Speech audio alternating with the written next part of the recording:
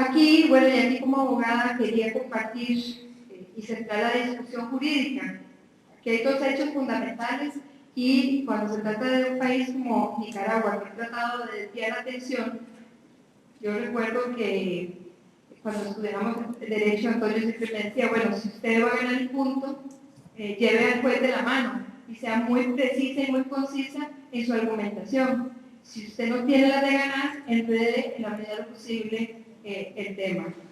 Y bueno, cuando fuimos abogados, por dicha ganamos más que perdimos juicios.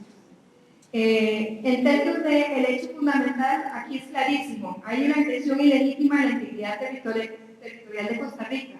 Isla Portillos es territorio costarricense. Isla Portillos es territorio costarricense y así consta en los mapas que Nicaragua presentó en todo su diferendo planteado entre el 2003 y el 2006.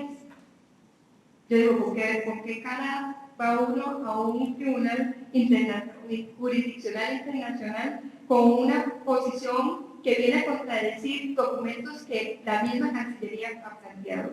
Y lo otro es, no se trata de un problema de límites. Y eso es una argumentación que ha utilizado el gobierno de Nicaragua, porque si era un tema de límites, eso dificultaba y debilitaba la posición de Costa Rica en el Tribunal de la Haya quisiera establecer algún tipo de medida cautelar. Dichosamente no le compraron el argumento a los nicaragüenses y ya todos conocemos el hecho de que se hayan dado las medidas cautelares. El otro tema es, bueno, son una narración de hechos, hubo un dragado en el cauce, se depositaron sedimentos, se construyó un canal, se produjo un daño ambiental, ahora se habla de ecocidio, que bueno, estamos en el siglo XXI y el tema ambiental se convierte en un tema importante de derechos de cuarta generación, en donde el derecho internacional ya debe de establecer una sombrilla de protección. Hay una tala de árboles, hay destrucción de flora y fauna, y hay un impacto no solamente en el río San Juan, sino sobre el río Colorado. Y el otro gran tema es el tema del cambio de línea fronteriza, que es una preocupación que tenemos. Reitero lo que ya he dicho, los mapas oficiales tanto de Costa Rica como de Nicaragua vienen a reiterar que Isla Portillos es costarricense. El mismo instituto equivalente al Instituto Geográfico Nacional tiene mapas que sacó de circulación y su página web justamente en la época de la crisis, pero hay mapas oficiales de Nicaragua que señalan y ratifican que Isla Portillos es costarricense. El otro tema fundamental es, hay daños ambientales de difícil o imposible reparación, y esto es justamente la gran argumentación que sostuvimos en nuestro proceso planteado ante la Corte Internacional de la Haya. Otro tema importante es que no es solo territorio costarricense, sino que esta es un área protegida internacionalmente. Este territorio fue registrado como patrimonio natural internacional desde 1996 y la cumbre de protección de humedales llamada Ramsar ya tenía ese margen de protección y bueno, Ramsar se convirtió en un aliado estratégico en toda nuestra argumentación ante la Haya. Los informes presentados por un tercero imparcial fueron muy importantes en fortalecer nuestra posición jurídica ante la Haya.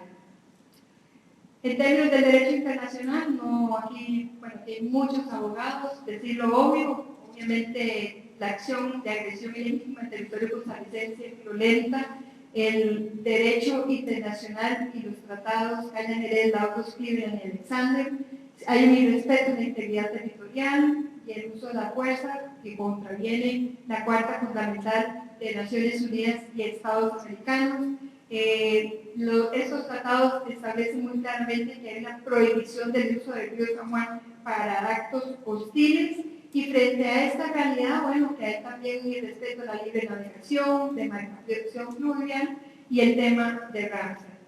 Bueno, esto es la realidad con la que se enfrentó el gobierno de Costa Rica y bueno, para eso el derecho internacional nos da diferentes avenidas que es muy importante entender que no son avenidas excluyentes entre sí. Hay posiciones que se han sostenido a nivel costarricense de que vea que tomar una u otra.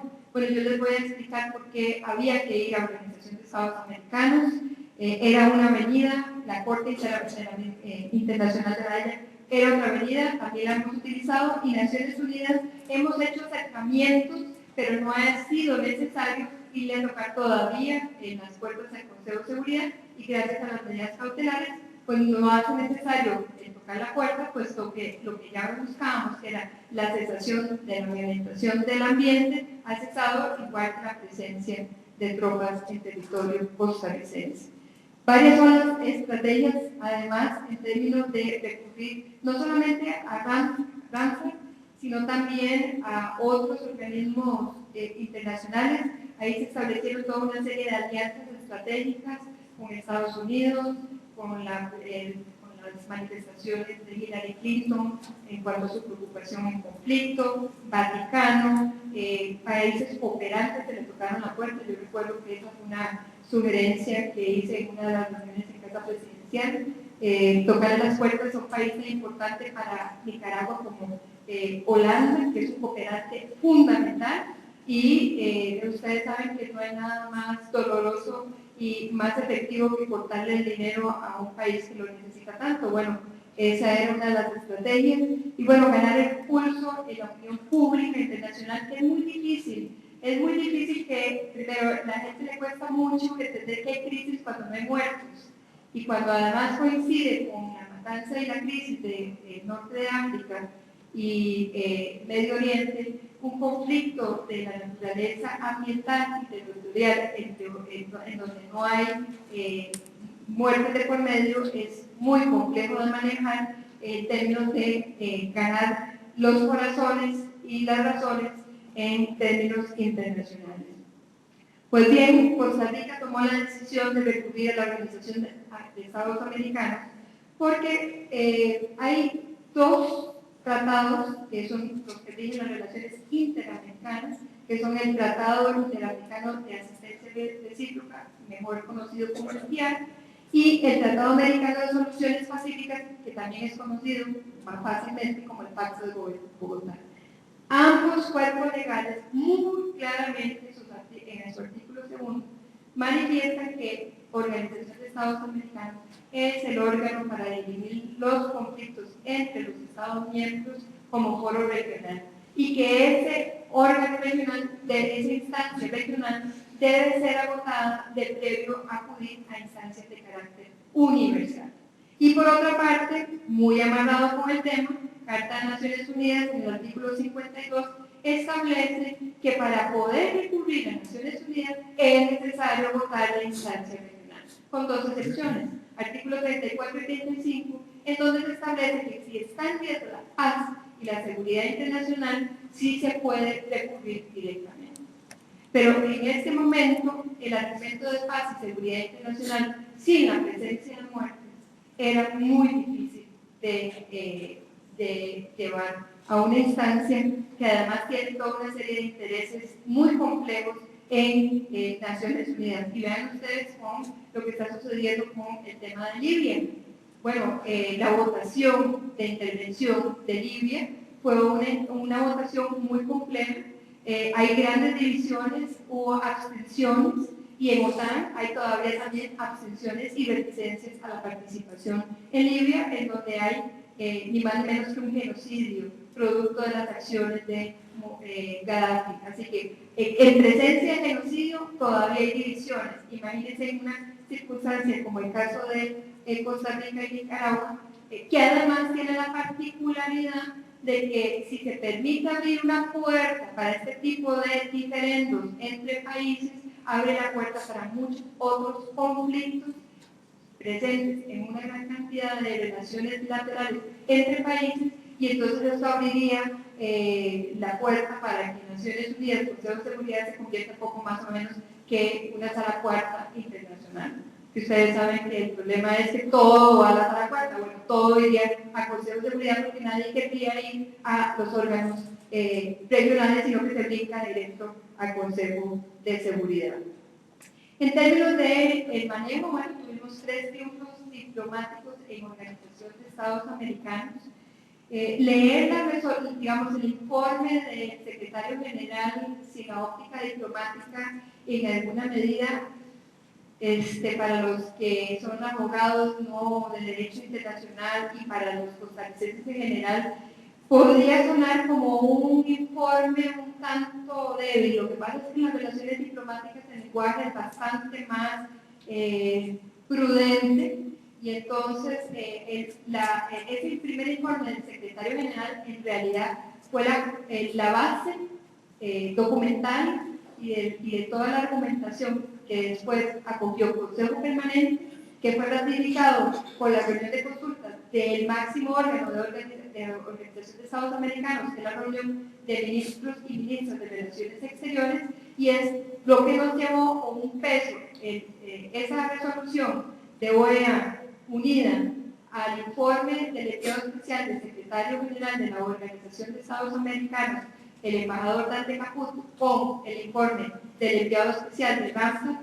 Yo creo que son los 3 documentos fundamentales para que nos abrieran la puerta al dictado de medidas cautelares. El 8 de marzo del 2011, día muy intenso, porque además coincidía con el centenario del Día Internacional de las Mujeres, tuvimos un doble triunfo. Celebramos el centenario y celebramos el dictado de medidas cautelares. Ahora es muy fácil decir, bueno, hubiéramos tenido otro tipo de medidas cautelares. Bueno, solo el hecho de dictado de medidas cautelares es un triunfo en sí mismo, porque si vemos las estadísticas de cuándo la Corte acoge las medidas cautelares y cuándo no, la ley de probabilidades está en contra. Solamente por cada 10 casos que entran en la Corte, solo en 4 casos se dictan las medidas cautelares. Y en estos casos se trata de hechos o de situaciones muy dramáticas, como por ejemplo el que se tenga que suspender ni más ni menos una condena a muerte de un nacional de otro país que va a ser ejecutado en Estados Unidos o en otro país. Entonces ahí el daño es irreparable, y entonces sí hay una disposición de la Corte a suspender este tipo de actuaciones. En otro caso fue en el caso de Francia, en donde Australia, muy opuesta a los ensayos de carácter nuclear por el impacto ambiental que le producía en las aguas aledañas, se solicitó la suspensión de este tipo de ensayos. Se ha hablado de que esta es una de las primeras oportunidades en donde se ha dictado medidas cautelares en el tema ambiental. Bueno, Costa Rica abre brecha en un tema que va a ser uno de los grandes temas del siglo XXI. Esperamos que para resolverlo, no para que vivamos tragedias producto de cambio climático, etc. Y bueno, esto nos da una paz y tranquilidad en términos de que no vamos a tener que esperar 2 o 3 años con tropas nicaragüenses en territorio costarricense mientras se resuelve el tema de fondo. Las medidas cautelares establecen un retiro de ambas nacionalidades del territorio de Portillos. Costa Rica nunca estuvo ahí presente, eso automáticamente es un mensaje para el retiro de quienes estaban ocupando el territorio, que eran justamente las tropas nicaragüenses. Por otra parte, se hace cesar cualquier actuación que violente el ambiente, muy positivo. Ya no nos pone esa preocupación del daño permanente y irreversible en el tema de Isla Portillos. Y por otra parte, se delega en Costa Rica, y eso es un tema muy importante, se delega en autoridades civiles costarricenses el velar porque no haya violentación del ambiente. Y esto es un mensaje per se, porque no están trayendo a un tercero a velar por esa protección ambiental, sino que justamente se está delegando a Costa Rica esa labor tan importante. Yo quisiera concluir esta exposición con una reflexión. Es en los momentos difíciles cuando los países se plantean y se da un mandato a la reflexión de los valores fundamentales de lo que significan ser costarricenses. Y nosotros de Liberación Nacional dimos una cuota muy importante con la decisión histórica que el 1 de diciembre de 1949 de ser el primer país que abolió su ejército. Producto de la crisis con Nicaragua, hubo voces en Costa Rica que pretendieron plantear la idea de revisar esa conquista histórica costarricense. Yo los insto, y termino mis palabras diciéndoles, bueno, todo lo que las actuaciones del gobierno costarricense, la paciencia del pueblo costarricense, la prudencia que también tuvo el pueblo nicaragüense que vive en territorio costarricense, hace, y además el hecho de que tengamos una instancia como Corte Internacional de la Haya, nos reafirma que la decisión de no tener ejército y de caer los principios de nuestra política exterior en el derecho y en el derecho internacional y creer en los organismos multilaterales debe ser, hoy como ayer, la mejor línea de defensa de nuestra soberanía nacional. Muchísimas gracias y pasamos ahora con un pequeño o amplio espacio de preguntas.